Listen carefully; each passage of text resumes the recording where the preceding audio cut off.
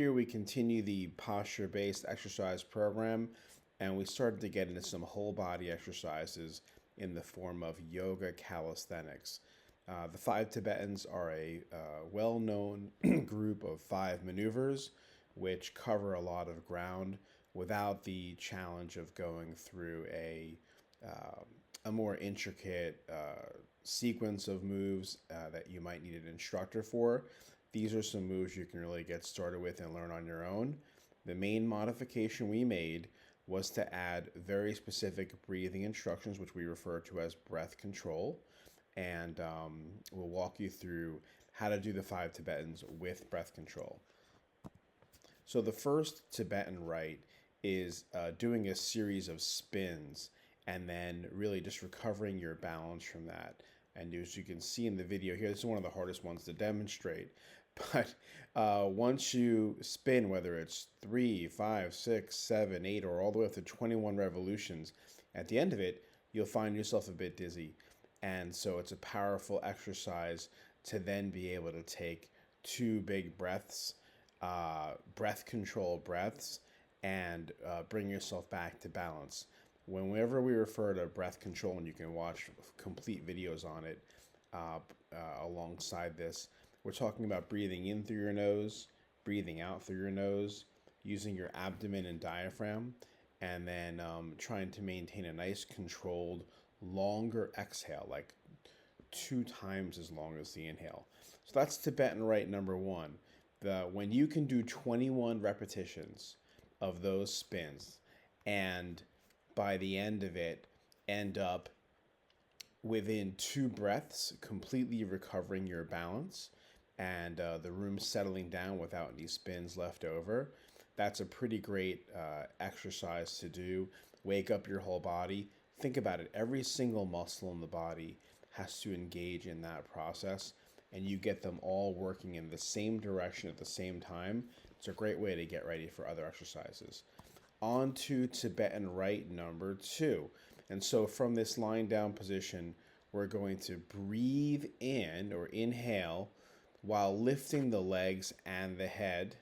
And what it looks like is, again, the key is to breathe during the exercise. This is the inhale.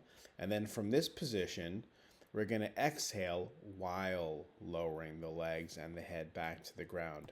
And you return back to normal. So this might be the yoga equivalent of a sit-up.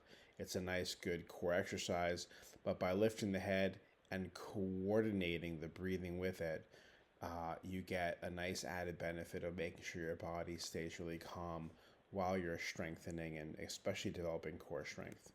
The next position is referred to as Tibetan rite number 3. This is more isolated. We're talking about really some basic head and upper body motion. And again, the breathing instructions are very specific. So from this starting position, on your knees with your hands on your hips and your chin tucked all the way down, you will then inhale while lifting the head back as far as you can. Notice when we do this, there's a little bit of arch in the back, but most of the motion is in the upper back and neck.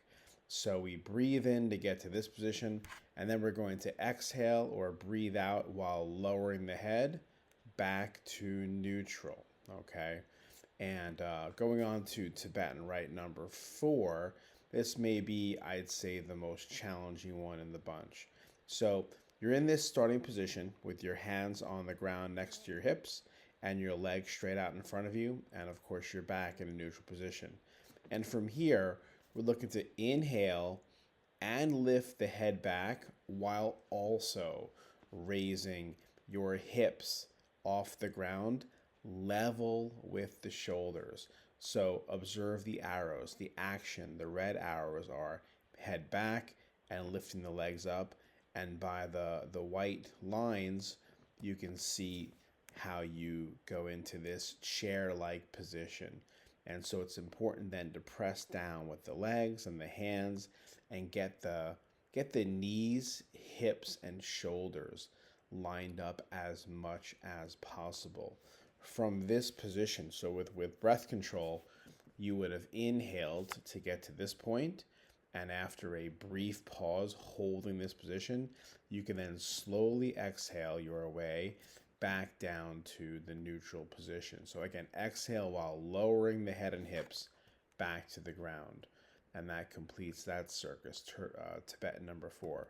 The last Tibetan is going to look, if you've done a little bit of yoga, it'll look a lot like upward and downward facing dog. And that's because this is an alternating motion between those two. Again, in yoga, you should get breathing instruction to coordinate inhale, exhale with head flexion, right? So in this case, as we inhale, we're going to extend the head all the way back, right? So lift your head and shoulders back, allowing your hips and legs to lower to the ground. And then from this position, once you've fully inhaled, and then you can take a brief pause, then you're going to do the exact opposite with taking your head again as you exhale and tucking your chin and lifting your hips to make an inverted V, where the hips become the highest point in the body. Okay, the goal here is look at the arms, look at the legs. You want to end up like an inverted V, and you want those lines to be as straight as possible. In this picture, I'm demonstrating what I would do over the course of whether it's 7 repetitions or 14 or 21, right? The goal is to get to 21.